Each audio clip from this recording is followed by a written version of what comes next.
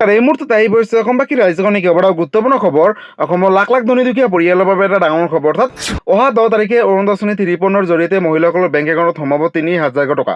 কিন্তু এই 3,000 টকা কোনসকল মহিলাই লাভ কৰিব, লগতে কোনে কোনে বঞ্চিত হ'ব, সবিশেষ জানিব। লগতে এইটো কাম কৰক, নহ'লে নাপাব 3,000 টকা। লগতে কৃষকসকলৰ বাবে এটা ডাঙৰ খবৰ, কিয়নো চৰকাৰে নতুন এটা আঁচনি আৰম্ভ কৰিছে। এই কাম কৰক, লাভ কৰিব প্ৰতি মাহে 3,000 টকা। লগতে ৰেচন কাৰ্ডত নাম থাকিলে সুখবৰ, বা ৰেচন কাৰ্ডত নাম থাকিলে এটা ডাঙৰ খবৰ।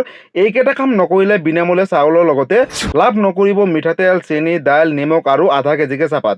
গতিকে ভিডিঅ'টো সম্পূৰ্ণকৈ চাওক আৰু ভালদৰে বুজি লওক। তবলক ভিডিঅ'টো আৰম্ভ কৰোঁ। আৰু আজিৰ প্ৰথমটো খবৰ হৈছে ৰাজ্যৰ লাখ লাখ কোটি কোটি কৃষকৰ বাবে এটা ডাঙৰ খবৰ। চৰকাৰে দিব 3,000 টকা। আপডেটটো চাই লওক। প্ৰতি মাহে মাত্ৰ 55 টকাকৈ জমা কৰি পাওক 3,000 টকা। কেন্দ্ৰীয় চৰকাৰৰ ডাঙৰ আঁচনি, এতিয়াই কৰক আবেদন।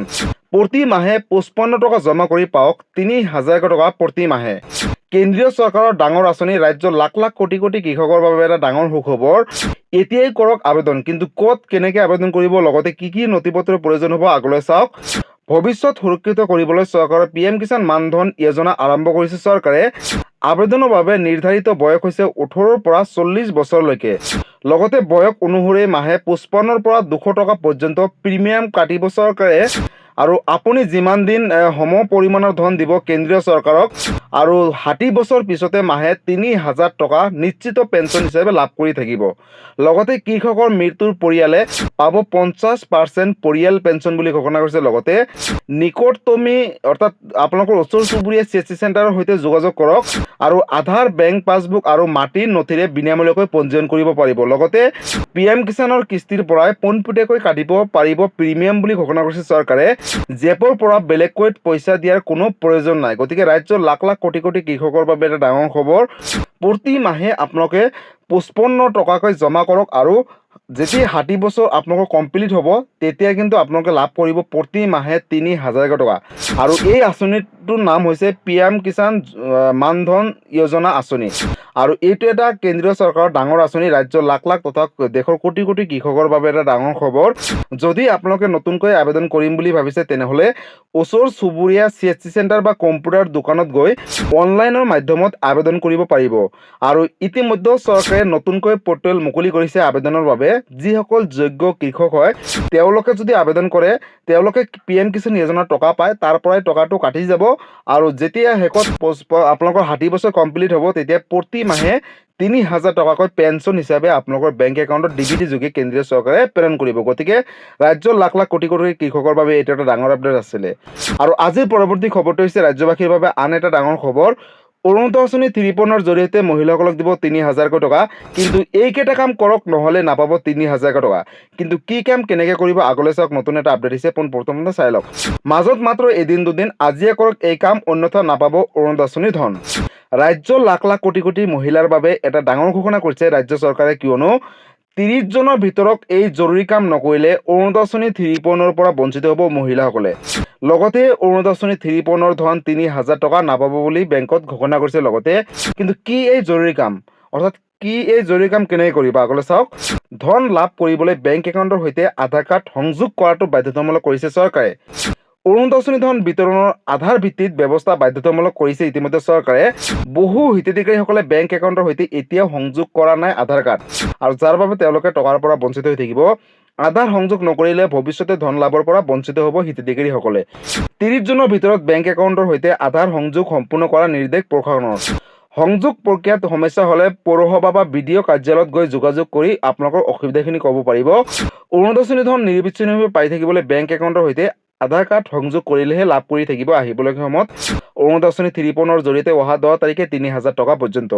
গতিকে ৰাজ্যৰ লাখ লাখ কোটি কোটি মহিলাৰ বাবে এটা ডাঙৰ খবৰ, কিয়নো যদি আপুনি এজনী অৰুণোদয় আঁচনিৰ বাবে যোগ্য হিতাধিকাৰী হয়, তেনেহ'লে বেংকৰ লগত আধাৰ কাৰ্ড অতি শীঘ্ৰেই লিংক কৰক, কিয়নো চৰকাৰে অতি শীঘ্ৰেই নতুন এখন লিষ্ট প্ৰকাশ কৰিবলৈ গৈ আছে।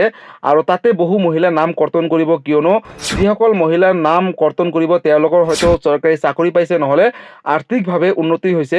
যিসকলৰ আৰ্থিকভাৱে উন্নত হৈছে তেওঁলোকৰ নামসমূহ কৰ্তন কৰি, যিসকলে বিধৱা, দিব্যাংগ, অবিবাহিতা বা বিয়া হৈ ঘূৰি আহিছে মহিলাসকলক, তেওঁলোকক নতুনকৈ অৰুণোদয় আঁচনি 3.0 অন্তৰ্ভুক্ত কৰিব। লগতে বন্ধুসকল, যদি বেংকৰ লগত আধাৰ কাৰ্ড লিংক নাৰাখে, তেনেহ'লে আহিবলগীয়া সময়ত অৰুণোদয় আঁচনি ধনৰ পৰা বঞ্চিত হৈ থাকিব। আৰু এই টকাটো অৰুণোদয় আঁচনিৰ জৰিয়তে চৰকাৰে 3,000 টকা পৰ্যন্ত দিব পাৰে। এতিয়ালৈকে অফিচিয়েলি কিমান টকালৈকে দিব চৰকাৰে ঘোষণা কৰা নাই, কিন্তু 2-1 দিনৰ ভিতৰত চৰকাৰে অফিচিয়েলি ঘোষণা কৰিব কিমান টকালৈকে দিব অৰুণোদয় আঁচনিৰ জৰিয়তে। আৰু যেতিয়া ডেট ঘোষণা কৰে লগতে কিমান টকা দিব মই এটা ভিডিঅ' বনাই আপলোড কৰিম। তাৰ বাবে আপোনালোকে এই চেনেলটোৰ লগত জড়িত হৈ থাকিব। লগতে এই ভিডিঅ'টো ৰাজ্যৰ সকলো মহিলাসকলৰ মাজলৈ শ্বেয়াৰ কৰি দিব, কিয়নো যাতে এই ভিডিঅ'টো চাই সকলোৱে বেংকৰ লগত আধাৰ কাৰ্ড লিংক কৰি আহিবলগীয়া সময়ত অৰুণোদয় আঁচনি 3 জৰিয়তে টকাটো লাভ কৰিব পাৰে।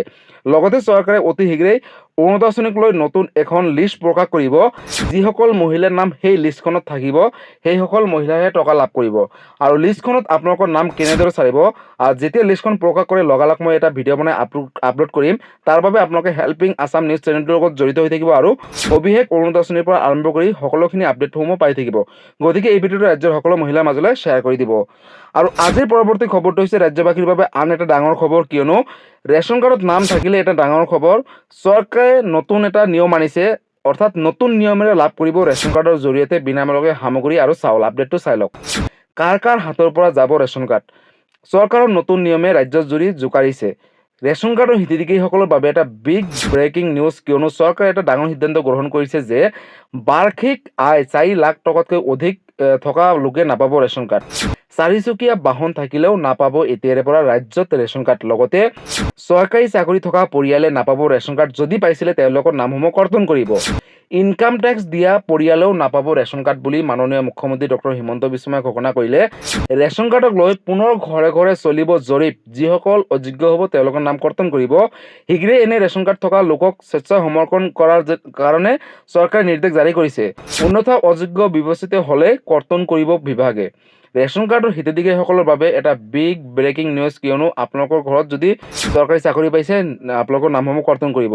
সলনি হ'ল ৰেচন সংগ্ৰহৰ নিয়ম। 31 জুলাইৰ পূৰ্বে লিংক কৰিব লাগিব মোবাইল নম্বৰ, অন্যথা নাপাব ৰেচন কাৰ্ডৰ জৰিয়তে বিনামূলীয়াকৈ সামগ্ৰী।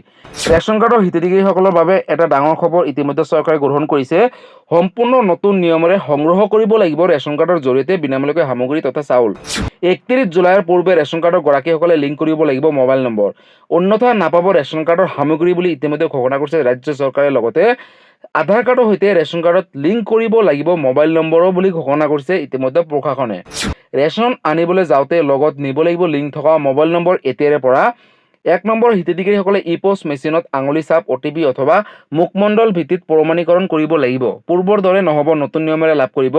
ই-পোষ্ট স্ক্ৰীণত হিতাধিকাৰীসকলৰ পঞ্জীয়ন হৈ থকা মোবাইল নম্বৰ নিশ্চিত কৰিব লাগিব। ই-পোষ্ট মেচিনত হিতাধিকাৰীসকলৰ মোবাইল নম্বৰ অন্তৰ্ভুক্ত অথবা নিশ্চিত কৰিব আৰু হিতাধিকাৰীসকলে উপস্থিত থাকিব লাগিব। একেটা মোবাইল নম্বৰ একেলগে একাধিক ৰেচন কাৰ্ডক দিব নোৱাৰিব এতিয়াৰে পৰা। SMS-ৰ জৰিয়তে মোবাইল নম্বৰত OTP প্ৰেৰণ কৰিব চৰকাৰে। লগতে হিতাধিকাৰীসকলে নিজৰ মোবাইলত OTP লাভ কৰি ই-পোষ্ট মেচিনত সেয়া অন্তৰ্ভুক্ত কৰিব লাগিব। Mobile number primary verified mobile number হিচাপে চিহ্নিত কৰা হ'ব এতিয়াৰে পৰা।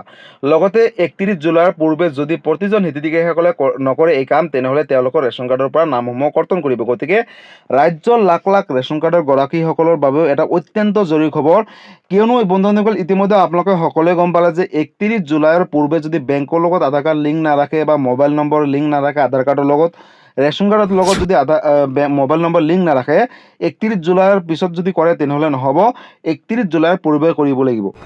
যদি আপোনালোকে 31 জুলাইৰ পূৰ্বে এইকেইটা কাম নকৰে তেনেহ'লে বিনামূলীয়া চাউলৰ লগতে অতি কম দামতে বিনামূলীয়াকৈ সামগ্ৰীখিনি লাভ নকৰিব বুলি ইতিমধ্যে ৰাজ্য চৰকাৰে ঘোষণা কৰিছে। গতিকে ৰাজ্যৰ লাখ লাখ ৰেচন কাৰ্ডৰ গৰাকীসকলৰ বাবে এটা অত্যন্ত ডাঙৰ খবৰ, কিয়নো আপোনালোকে এই ভিডিঅ'টো ৰাজ্যৰ সকলো মহিলা তথা সকলো ব্যক্তিৰ মাজলৈ শ্বেয়াৰ কৰি দিব, যাতে সকলোৱে আজিৰ এই 3টাকৈ আপডেটৰ বিষয়ে জানিব পাৰে আৰু জানি বুজি এইকেইটা কাম যাতে কৰিব পাৰে আৰু আহিবলগীয়া সময়ত যাতে চৰকাৰৰ তৰফৰ পৰা এই আঁচনিকেইটাৰ লাভালাভসমূহ ল'ব পাৰে।